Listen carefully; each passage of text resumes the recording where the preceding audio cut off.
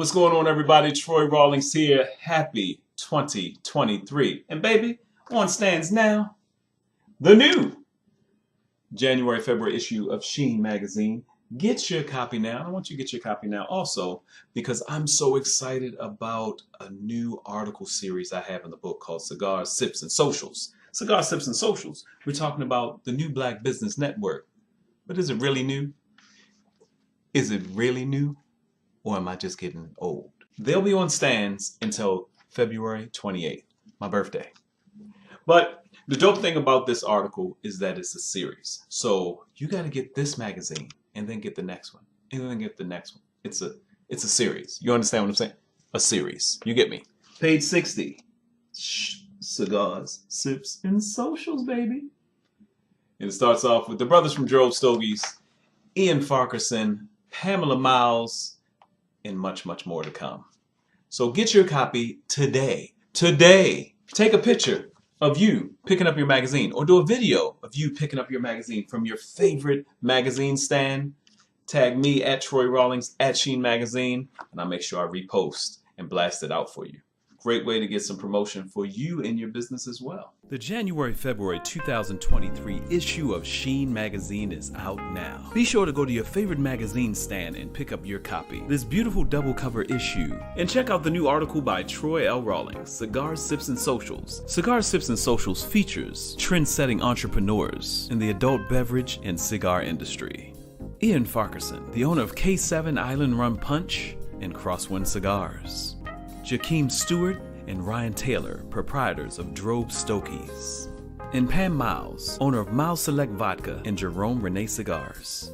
Fierce and fabulous, the ultimate in beauty. Pick up your copy of Sheen Magazine. Get your copy today. What's going on, everybody? Troy Rawlings here. Welcome to another exciting episode of Meet the and Sheen Talk Live. Sheen Talk Live. We're doing a special, but well, let me go back a little bit. This brother is one of my business partners, friend of mine, amazing entrepreneur, vet. I'm not gonna do it right, so I don't even know I don't know the proper way to do it. Because you mess up and they be like, dude, what was that? I'm like, it's all good. He is a retired Marine. Yeah. Forces and went into entrepreneurism on a number of fronts. And we have an amazing piece in Sheen Magazine coming up. So we're going to talk to him about some stuff, but we're probably going to make this a two-part. We were trying to get on. We had some technical difficulties. We're probably going to make this a two-part, and you'll see Ian Farquharson around right now. Give some props to my brother, Ian Farquharson. How are you, brother? All right. Pretty good. How are you, Troy? Thank you for taking the time out today to meet with me. You're right. We've been having some technical difficulties, but through it all, we just continue to adapt, overcome, and keep moving, and keep pushing until we get it right. That's part of your MO, though.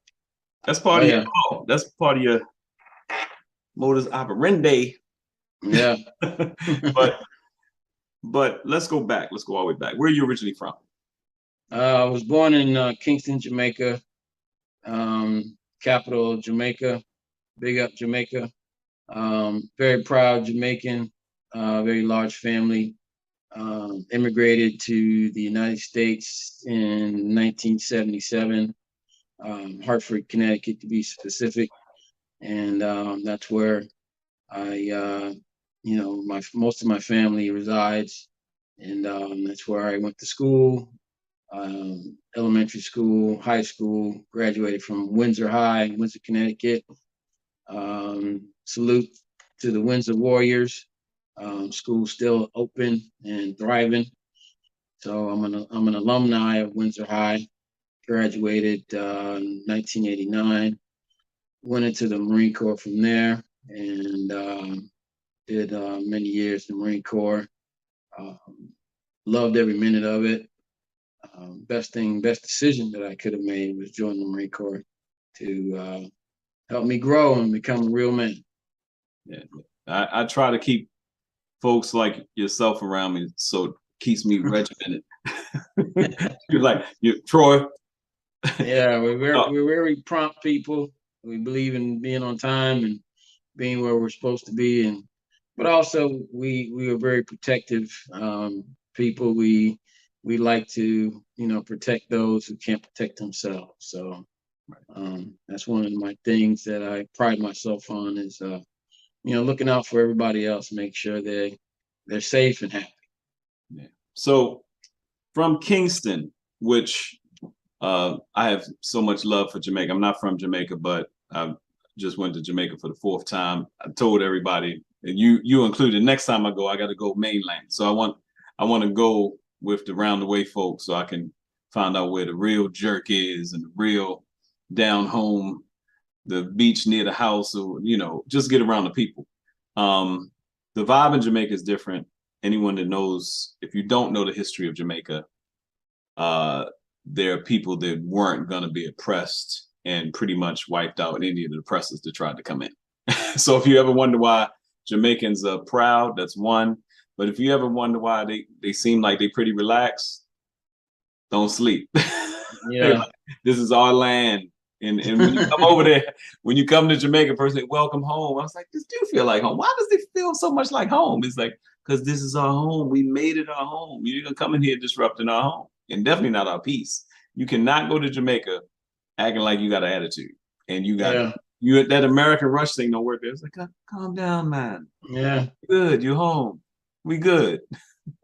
But but yeah, so um let's jump a little bit. We met, and this is a part of the thing. We met through a sister named Trina Lawson. I met Trina Lawson at LA Premier Cigar Lounge here in Los Angeles.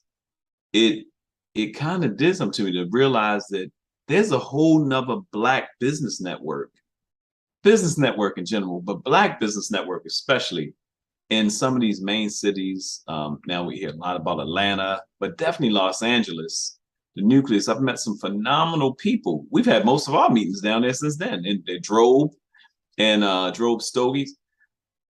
When did you first? We talk about the cigars, and then we'll talk about K7. When did you first get into the cigar culture, smoking a cigar? When did you find out that this is something that calmed you or that you were into? Well, I first got into smoke cigars while I was in the military in Saudi Arabia.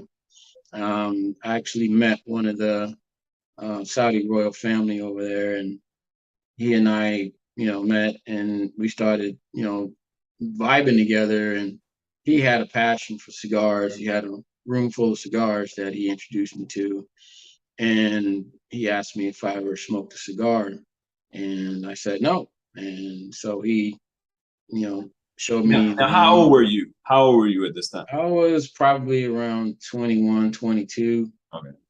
and never smoked a cigar in my life. Saw him a lot. I remember Telly Savalas having a cigar. Who loves you, Um, baby? I remember a lot of Black actors, Richard Roundtree, and those guys had cigars in the movies. I always thought it was pretty cool, but nobody around me smoked cigars, and nobody introduced me to the cigar, you know, lifestyle. But when I met this, you know, gentleman who had a large collection of cigars, a lot of them were Cuban cigars. So he said, "Hey, pick one." I picked a nice looking. I picked based on what it looked like. So it was a nice uh, Cuban cigar, Cohiba, and we went outside. He showed me how to cut it, showed me how to light it, and showed me how to smoke it. You know what to do, the whole process, everything. We went through the entire, you know, process of smoking cigars, and I, you know, from smoking my first cigar until today, I fell in love with, you know, the cigar, the leaf, and developed a passion for smoking cigars. And in 2016, fast forward, um, talked to my wife about starting my own cigar business, and she, you know, said okay, because she never really smoked one either, and I taught her about cigars.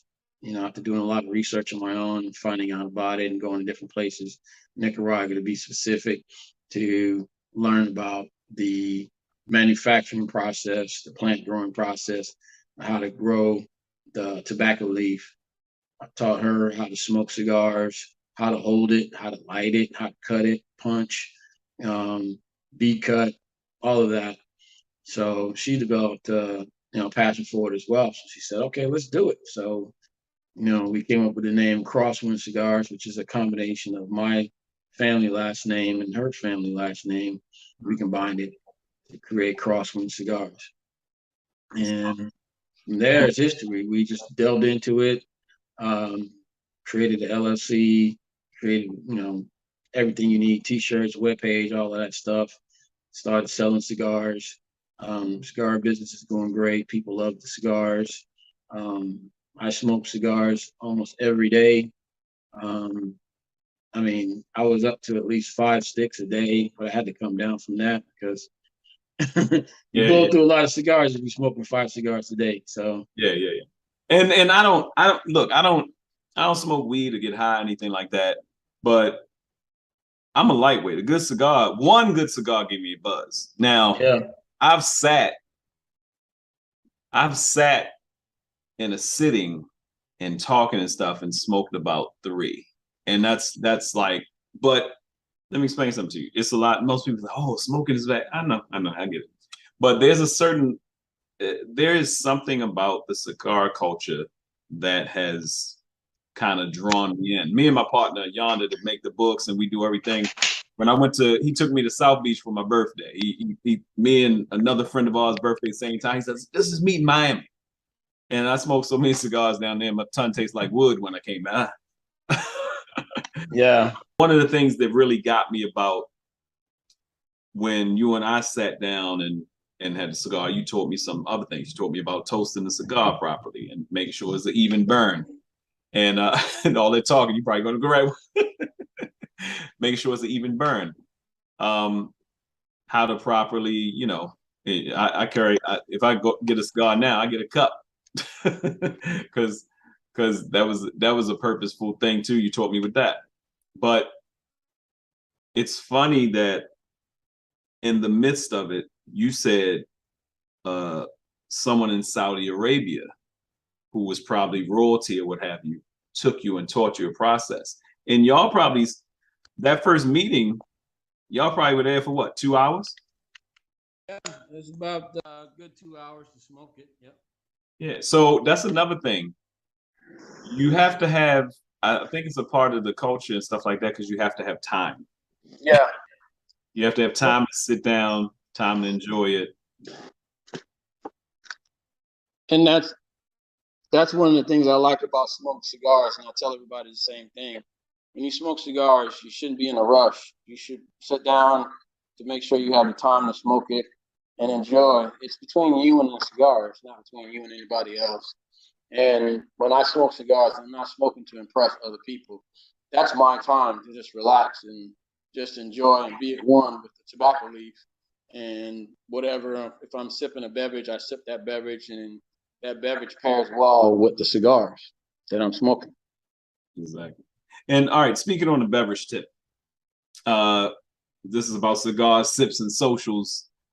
Now, I take it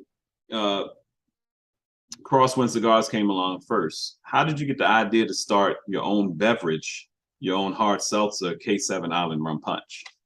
Well, that idea came after talking to my mom about it, because she originated the original formula for Island Rum Punch. So that was developed in 1985. And throughout that time, she made it for a lot of the house parties that she would be invited to with her friends. So she created that and then continued to make it where, anytime she was invited to a house party, she would make it and bring it to the house party. And her friends would love it. Fast forward to 2018, 2019, where I started talking to her about, making rum punch, and she conveyed the recipe to me, and I took that information and learned how to make it on my own. And from there, after making it several times, I got good at it. So I saw that the seltzer craze is coming around, and a lot of people are into seltzer. And I said, why not? I had an epiphany. I said, why not make rum punch into a hard seltzer? So I started investigating and researching and looking for a co-packer, what they call it in the industry, someone that can take my recipe and meld it with seltzer and created K7 Island Rum Punch. And from there, worked on getting my trademark and my patent for the product and the logo. Worked on the logo, I got that done, and then creating the overall recipe for the product. So the recipe is finished and packaging is finished. Now we're in the process of getting a distribution network set up, which that is done basically. Now I just need to get it out to everybody in the world. K7 Island Rum Punch. So in the midst of it, did you ever think that you'd be, like I said, if this cuts off, I'll merge them together and do what we need to do. But did you ever think that you would be forging a part of a lifestyle? Because what I've realized is that this is a big deal lifestyle thing. There are places, there are cigar lounges and now cigar bars and cigar bar lounge restaurants that are opening up. You probably noticed it. It's from when you first started till now. How long have you been in Los Angeles now? I've been in Los Angeles since 2015. So what, 2022 now? So 2015, just think about that. 2015, if I'm not mistaken, I don't know about State Social House, but Drove wasn't around. LA Premier Cigars weren't around. And there's about 4 or 5 other cigar lounges that have opened just since actually 6. Yeah, most of them opened 2016. Yeah. And so what do you think is the push for the big? And another thing I've noticed, because like you talked about training your wife in this area and y'all coming together in business, I've noticed how many women are getting involved with the alcohol side as far as producing, not just drinking. People know people drink and smoke all the time, but the fact that these people are producing their own products now or opening their own spots. Yeah. What do you think is the big push now? That why is that becoming so prevalent, or was it always prevalent? We just getting older. I think part of it is people of color want their own. They want their own, culture to be represented, their own, lifestyle, but also they want to enjoy the things that they enjoy, the cigar, the alcohol, the music, all in one spot with their friends and their family. And also for me personally, it's a legacy thing.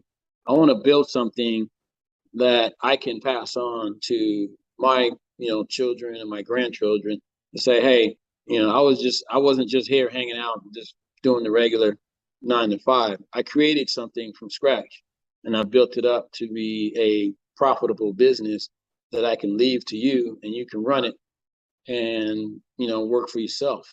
So I think those things are part of why we as a Black people are creating our own, because nowadays we're more entrepreneur minded.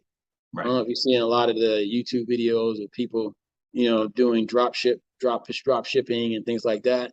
We're looking at that as we don't have to work our normal 9 to 5 jobs anymore. Right. We can create our own lanes and our own streams of income for ourselves by using our normal things that we do. For instance, me, making my own rum punch. Well, there's nobody out there making it, and it's something that my friends enjoy. Why not turn it into a business? Exactly. Because that's what I thought about. If my friends like this, I could turn this into a business, and pretty much people beyond my reach, beyond my zip code, my area code, would really enjoy it because it's really good, and it's a social drink, and you can enjoy it with many other things. You can enjoy it with a cigar. and you can enjoy whatever other thing you smoke. You can enjoy it with it as well. That's right. That's right. And we'll be there'll be a lot more events around the nation and looking to do some things in Jamaica. So stay tuned for that. But also here in LA, still have the Beach Bash Barbecue coming up, a big launch for K7. And tell people before we get out of here for this first portion, tell people how they can get in touch with you. Well, you can get in touch with me on Instagram at Island Rum Punch. It's on Instagram. Or you can email me at ian.farquharson, ian.farquharson at islandrumpunch.com. That's my direct email. You can just email me, and I will definitely respond. Same thing with CROSSWYNN Cigars. CROSSWYNN Cigars on Instagram, CROSSWYNN Cigars, and it will pop up. There's two of them. There's CROSSWYNN Cigars and CROSSWYNN Cigars 1. Either one of those will get to me as well. We talked a little bit about cigar culture, but something in particular that I want to hit on when we talk about the business thing. We've had business meetings at cigar lounges. I know you've had different business meetings. That meeting might have been a business meeting when you first got introduced to cigars, but in Los Angeles or when you're traveling or something like that, what do you look for in a cigar lounge that, one, makes it comfortable, two, makes it conducive to like having a meeting? Because every place isn't the same. Mm-hmm. Well, one thing I look for is the seating area for the entire lounge. How comfortable is it? I also look at the overall atmosphere, ambiance of the lounge. Spacing is very important. Do you have enough, seating where people can sit side by side and have a conversation, to make sure that, the overall tone of the meeting is good and people are not overhearing your conversation or anything like that. You can have a good conversation about business. I know for a fact that, some lounges, they play music. That's the other thing you got to be aware of. If they play music that's loud, you can't have a meeting in there. Right. So it has to be a lounge that, one, it's not loud and you can sit there and have a decent conversation without yelling. I've been in some lounges where the music is so loud that, you can't have a meeting in there. You just go in there to smoke, have a drink, and that's it. Right. But right. there's some lounges you can go into that, there's some in like, Beverly Hills, Drobes is one of them. You can actually have a meeting in there and, you don't have to yell. Also, if they have private rooms, there's some lounges that have a private room. Drobes has a private room where you can go into and it's just you and that person in there. You can have, a conversation about business, about numbers, whatever, and no one else would overhear your conversation. So those are the things that I'm looking for when I walk into a lounge to, do a business or talk about business, and you can have a good conversation in there. You were telling me a lot about the type of leaves, like when you went to Nicaragua and you got a chance to see the different leaves and taste, feel, and the smell of a leaf, how it burns, all those things, the different types of leaves, and what makes a heavier, thicker, more robust cigar versus a mild. Give us a little bit of that, like what you learned about that. Well, what I learned about the different types of leaf is that, in the growing regions of Nicaragua, Esteli is one of the better growing regions. If you look at where a lot of the cigars are manufactured from Nicaragua, it's called Esteli, Nicaragua. So the leaves that you want to use are, broadleaf that have matured in the sun, and then from there they pick them and hang them in a barn. So there's three phases of the cigar. There's the filler binder, and then the other part is the wrapper. So different leaves are used for different parts of the cigar. My cigars use whole leaf tobacco. We don't use chopped up tobacco to make my cigars. And with, as you can tell right here, you know, this is a great cigar. So you can see how it's wrapped. So this is the outside of the wrapper. Can't really see the filler at all because it's wrapped up inside the cigar. You have to basically use a razor blade to open it up. Mm-hmm. So, those cigars are made in an environment where you use 3 different types of tobacco to make it, the cigar. And when you smoke it, you can actually taste the flavor. Some of those flavors that you see are like additives flavors, like there's a little nutmeg spice to it, a little salt and pepper, things like that. Those are things that when the leaves are being aged, when they're sitting on the pilon, and they would add in some salt and pepper, add a little bit of flavor and spice to it.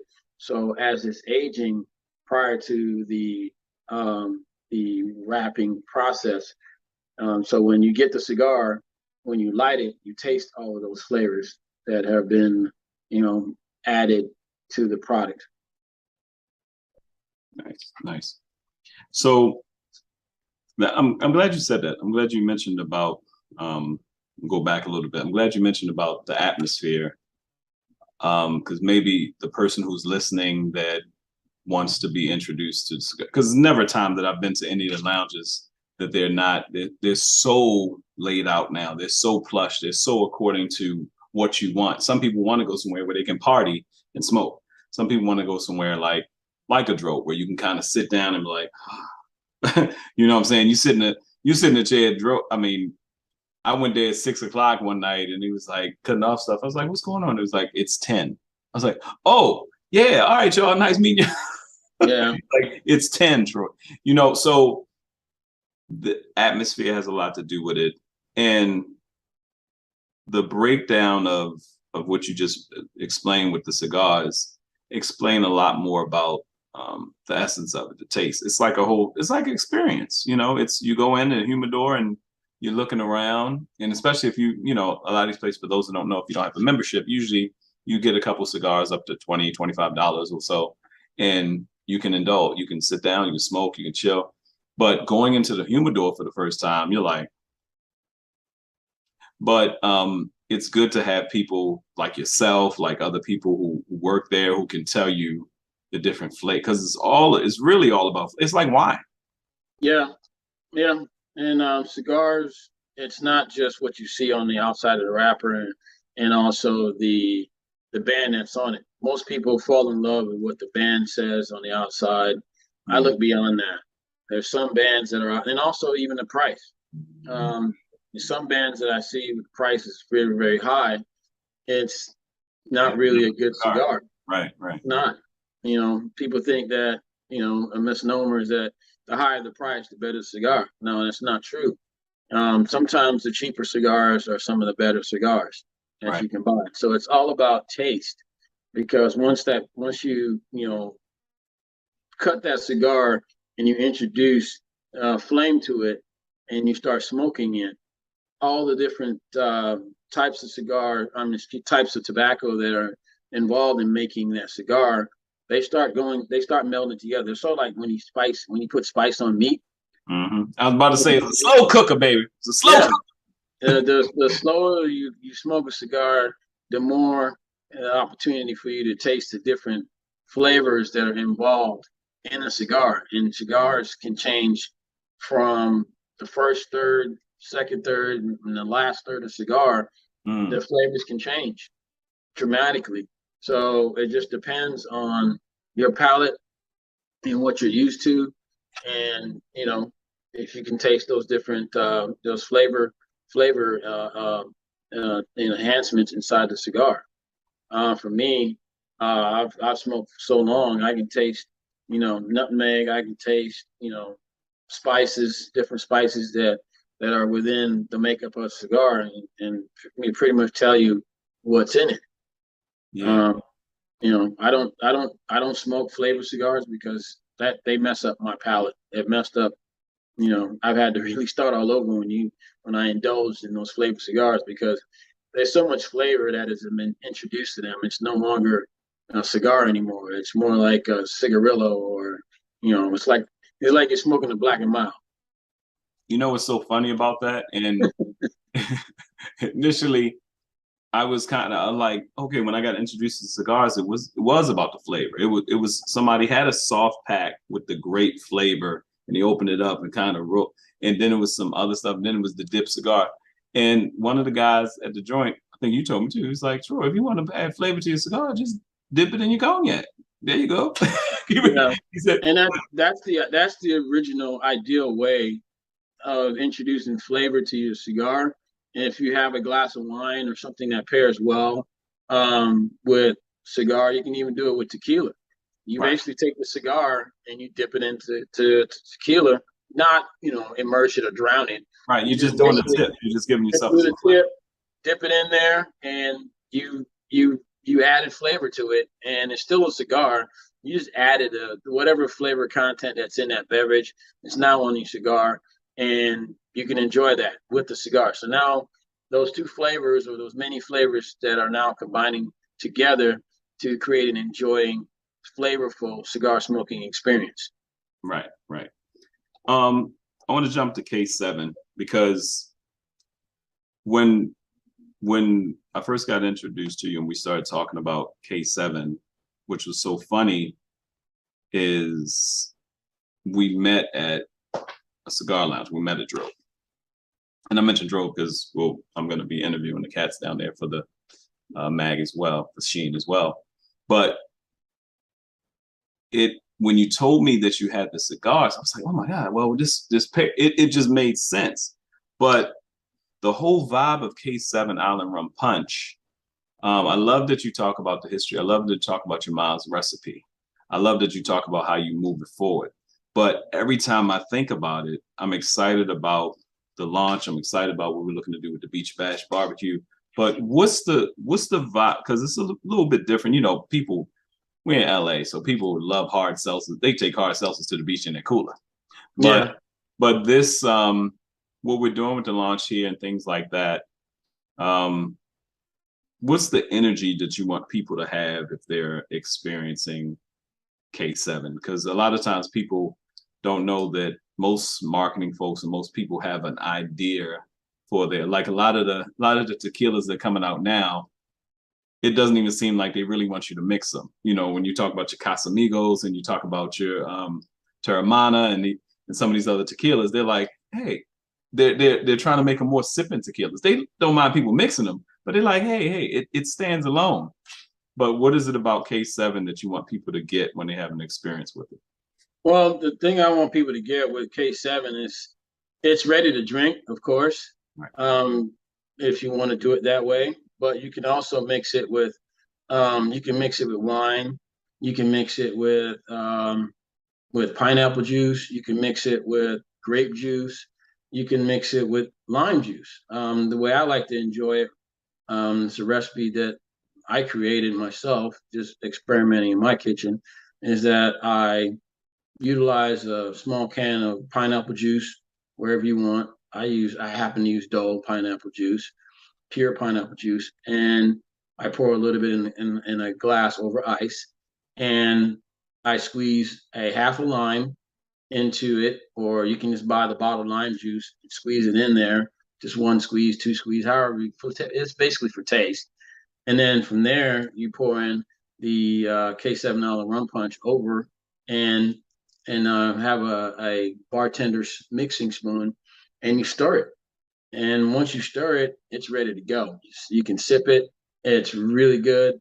When that flavor hits your taste bud, it's like, wow, this is great, because it livens up your taste buds and makes you, in your brain, you feel like it's a party. Right, right. Anytime you have rum, anytime anybody that's into rum punch, you more than likely was introduced to somebody's rum punch recipe at about, on social media, you see now all these people at these resorts, they're doing their own punch. It's like, what are they doing? It's got this one guy, he had this whole sink and he's pouring everything in it. All these people are doing is they're the ideas of the concoctions of rum punch. But Yeah. you said your mom had a recipe. There's something different about when people do things in the island. For one, they're not rushing. You know, so the fact that your mom had a recipe, and I'm not gonna ask the secret sauce. It's But trademark. right. You know what I'm saying? It's trademark now, so you can say whatever. You know? It's different. Well, you know, when we learn about recipes, you can give somebody the recipe, but you got to mix it right. Yeah. And the certain love you probably, and even though your mom gave you the recipe, it probably still don't taste like mom's. No, it doesn't. She's actually come out and visited me in LA after I made it. I gave it to her, and she's like, "It doesn't taste like mine." So It's not. even though, yeah, you're right. Even though I have the recipe, it's all about the ingredients. Right. So if you're using different ingredients, it won't taste the same. Right. So Freshness. You know, I try to be from the island. consistent. Yeah, I try to be consistent with the ingredients that I use so I can get as close to her rum punch as possible. And so far, she said it's not as good as hers, but it's close. And that That's for me, good. That's all that's a compliment. That's a compliment. Right. You get close to your mama's recipe in anything, you're doing good. You're doing good. Oh yeah. So what's the next thing that I mean, we talk all the time, but people don't know. What's the next thing? We're going into 2023, not to date this, but we're going into 2023, 2024. What's the next thing that you look forward to indulging in the entrepreneur side of things? I know you still work some contracts and some different things you do in business, but on the entrepreneur side of things, what's the next thing you're really looking forward to? Well, the most immediate thing that I want to do is finish up getting K7 Island Rum Punch mass manufactured. So I have a mass manufacturer that I'm going to use. I have distribution locked up. The next thing is to get it launched. I have, a great team behind me now that's going to help me get it out there. I have my strategy really is to get it into the bars. By getting into the bars and the cigar lounges, I'm touching the people that will appreciate the product, but also they will patronize the product and then look for it on, look to order it from the, Safeways or the Ralph stores that I can get it into. But also the goal for me too is to get it into Amazon and get it on Amazon so they can order it directly from Amazon and deliver it to their home. Nice. I've also finished up with getting the packaging done.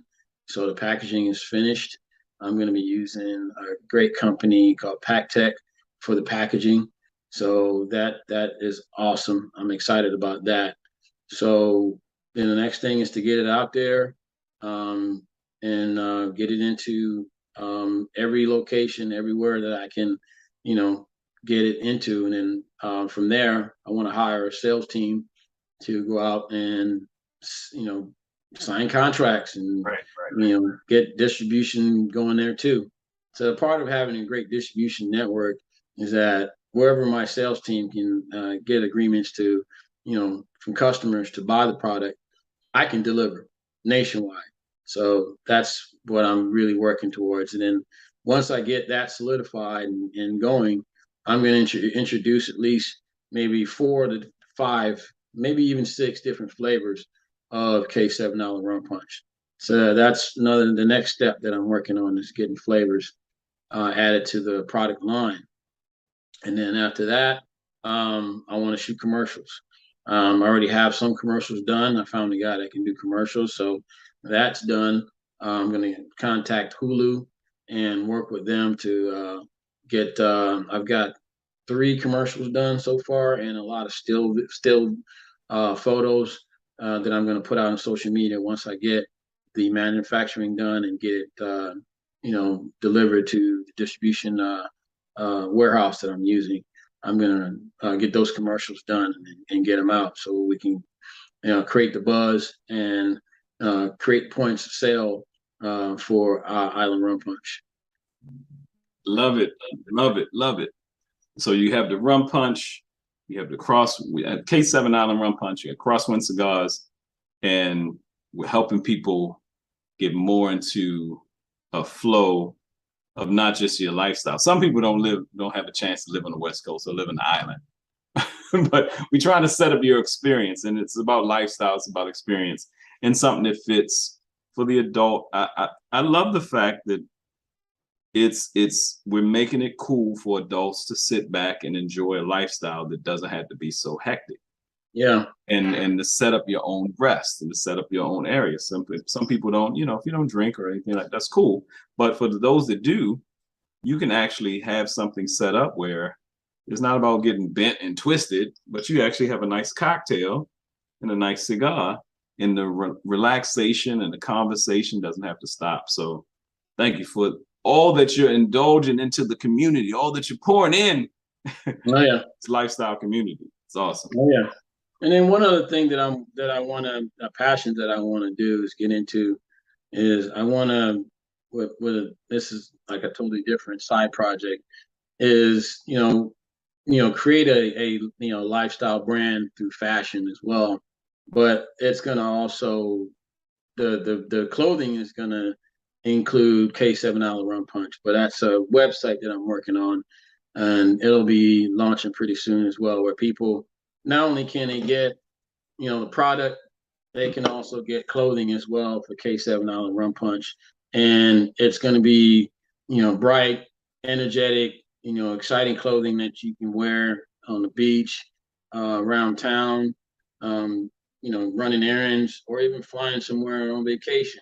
You can wear K7 Island Rum Punch clothing, and when you get there, you feel like, yeah, you're coming to have a good time, because the clothing you wear is telling them you're coming there for a good time. So that's something that's coming as well. So we're gonna have the beverages, but also the clothing as well.